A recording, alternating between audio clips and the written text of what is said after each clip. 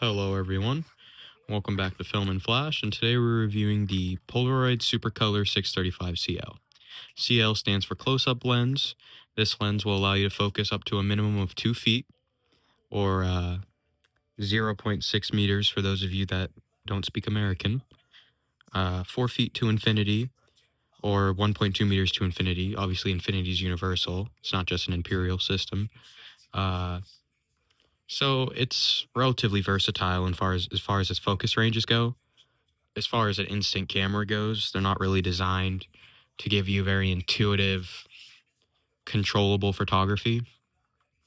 As far as controlling the shutter speed, as far as controlling the exposure goes in flash, that's about as much as you can do on most instant cameras, except for something like the Polaroid I-type.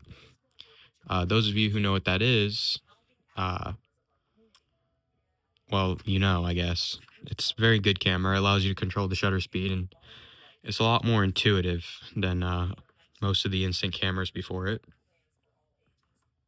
So you can adjust the exposure from uh, one stop to the positive and one stop to the negative. So it'll allow you to darken or lighten your image a marginal amount. Nothing crazy, nothing that's really giving you full, creative control, but it will allow you to make it just a little bit better. Its shutter speed ranges from 1/4 of a second to 1/200th of a second. So it's going to do very good for capturing slow moving images or still images. Now, as far as people running or walking, there may be a slight blur. It might be able to handle walking, but I'd say anything beyond maybe a slight brisk walk, it's going to start blurring. But some people like that aesthetic. Polaroid's all about aesthetic anyway. Your viewfinder is right here, so it's not through the lens, but it's designed to be pretty approximate to what you're taking a picture of, so it's very close. Plus, it's a full frame camera, so what you see is pretty much what you get. In order to use your flash, you will press the red button in. If you do not want your flash, you will press the black button in. To load your film, you will pull this here. We will load the film soon, but kind of wanted to save that.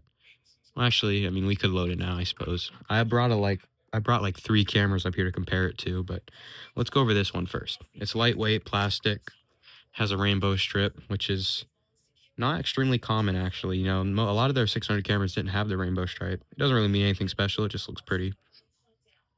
It's a plastic lens. It's about 110 millimeters. So it gives you a lot of light. It's taking a lot of image in. So, you can be a little bit happy about that. But it's kind of a wide angle lens, if you ask me. It's decently wide for like a Polaroid. So, I mean, I think it's great for landscape photography, if you ask me. It was made from 1986 to the early 1990s. Those of you know Polaroid, the original Polaroid went out of business back in, what was that, 2008? They filed for bankruptcy in 2001, ceased production in 2008. I talk about this in a lot of my videos, but a lot of you just want to watch this video because you have this specific camera, which is actually probably one of my favorite 600 cameras, and I haven't even shot on it yet. You have to keep your rollers clean, which is these little puppies right here.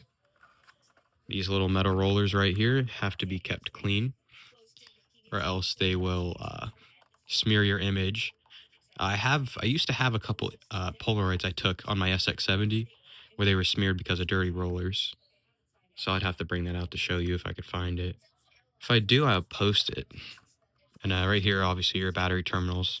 Here it says Polaroid 600 film, made in UK. Most of their cameras were made in either UK or, what's that other country they made a lot of their cameras in?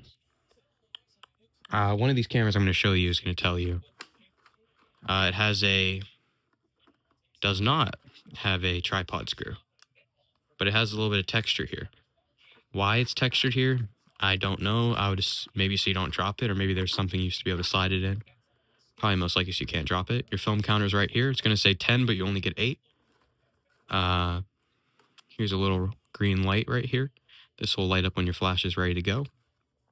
It says Polaroid right there. Flash is up here. I mean, that's basically pretty much everything physical. Your light sensor's right here. That is what adjusts your shutter speed, and if you have an auto, it also adjusts your aperture and exposure. I actually wonder if there's any aperture blades on here. The 635 CL is actually the upgraded version. It's only upgraded because it has a close-up lens, which I have another camera that has a close-up lens too. Okay, so now we're gonna load the film, and then we'll compare it to some other cameras. I have a fresh batch made in 1 of 26, so if you're watching this video, it's about almost produced about 3 months ago.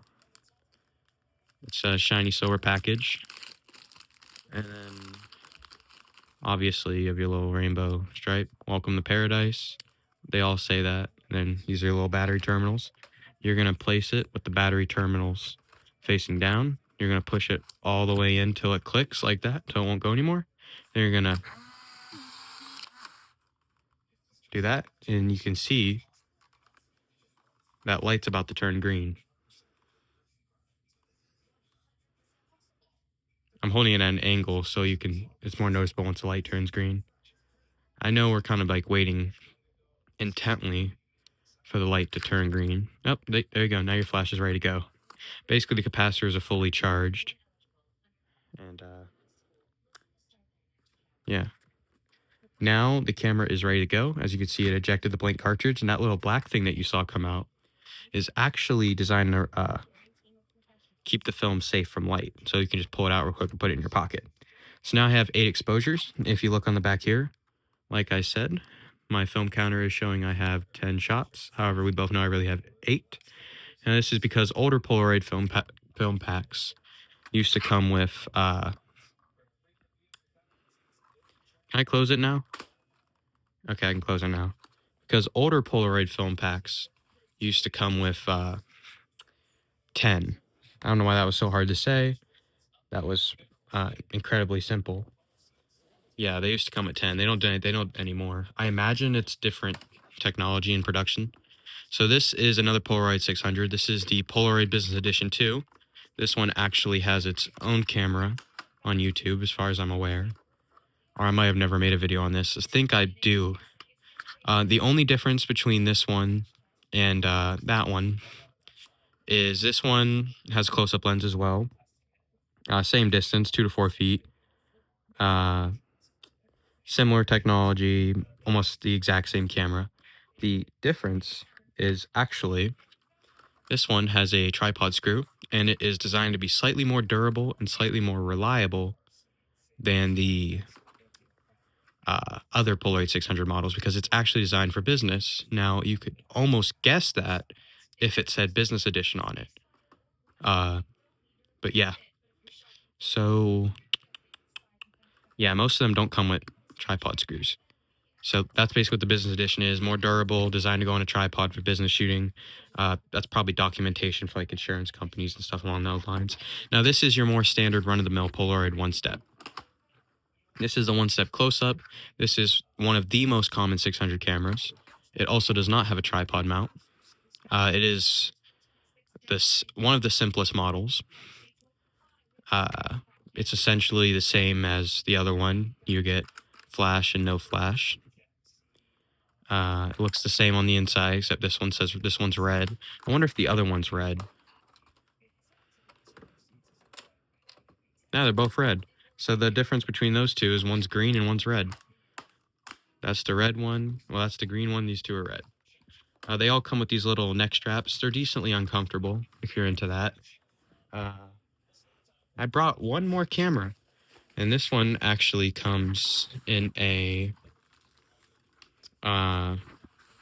little green pouch, and it is Polaroid branded. Velcro. This one also does not have a tripod mount, so it's usually only a thing on the business editions. This one is the Polaroid One-Step Express. Now it says the Express because, well, I don't really know, because it's basically the exact same camera. It's just designed slightly differently. Instead of your exposure meter being right below the lens, it's now below the lens and in front. It's basically made out of the same plastic as the rest of them, and this one's also red. So apparently that's the only green one that they ever made. That's obviously maybe a lie. But yeah, this one also has the 2 different settings. So if you notice, comparing all these different Polaroids together, they are essentially the exact same camera. Because, well, the 600 series was designed to be cheap and affordable. And I actually made a video about this camera. Those of you who have seen that, they're designed to be affordable. They're almost all the same. So a lot of you may be like, well, why even make more videos if they're all similar cameras? Well, because I can't really afford to buy cameras all the time, and whatever I can use for content, I will. But another reason is they all have slight differences and slight design differences that make them cool and worth buying. As you can see, it turned on as soon as I flipped it up, so it automatically turns on and off depending on when you flip it up, which is kind of cool. I'm not going to take a picture with this because it is about $2.50 a shot, depending on where you buy your film. I bought it from Walmart, so it's $20. So you have to be careful what you take pictures of. It's a nice day outside. As soon as I end this video, I'm going to go out there and take some pictures. Now we got to get to the part where I got to talk about, do I recommend this camera? Generally speaking, I recommend Polaroid 600 cameras because they're cheap, common, reliable, and easy to use, and they produce good results. If you're a standard consumer, someone who just wants to take instant photos and you like the vintage lo-fi Polaroid appeal and Polaroid look, well, then this is perfect for you. If you are someone who wants more control, more advanced features, and more creative results, you would want to go with one of the modern Polaroid 600s. Well, no, not even. I think they use like I-type now, all the modern Polaroids. I think a lot of them will still accept 600 though. Don't quote me on that. You're gonna want to go with one of the modern Polaroid cameras. Some of the ones like the I-type. That one will allow you to have more creative control. It's more expensive. It's about, well, depending on where you buy your camera, it's going to be about an extra $100. But if you buy your cameras from the flea market, it's going to be like an extra $200. Yeah. So do with that what you will. If you're someone who usually just uses them for general purposes, you're not a very creative person, which don't get me wrong, you can do a lot of creative stuff with these, but it's not, you don't have much control over the camera. It's really just going to do what it's going to do, and you got to go along for the ride. But it's going to be reliable as long as you don't drop it, because I mean, it's plastic, so it could break. The electronics obviously probably are cheaply made. It's a mass-produced camera, so it's going to be easy to carry around all day because they weigh next to nothing, even when loaded with a film pack. It's decent. They're very compact. They can fit in your purse.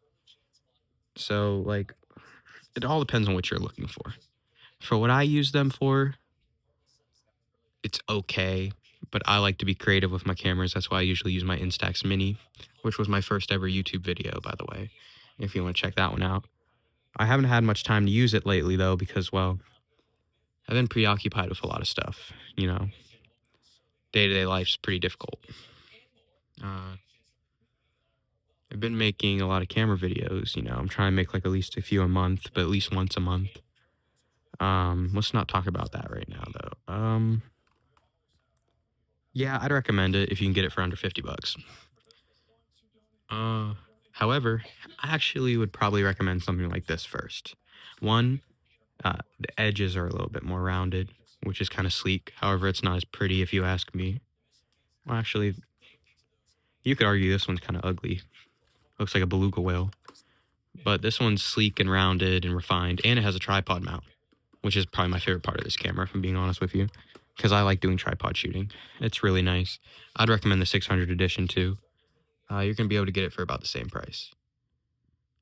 But overall, that's about everything there is to say. Thank you guys for watching, and Film and Flash out.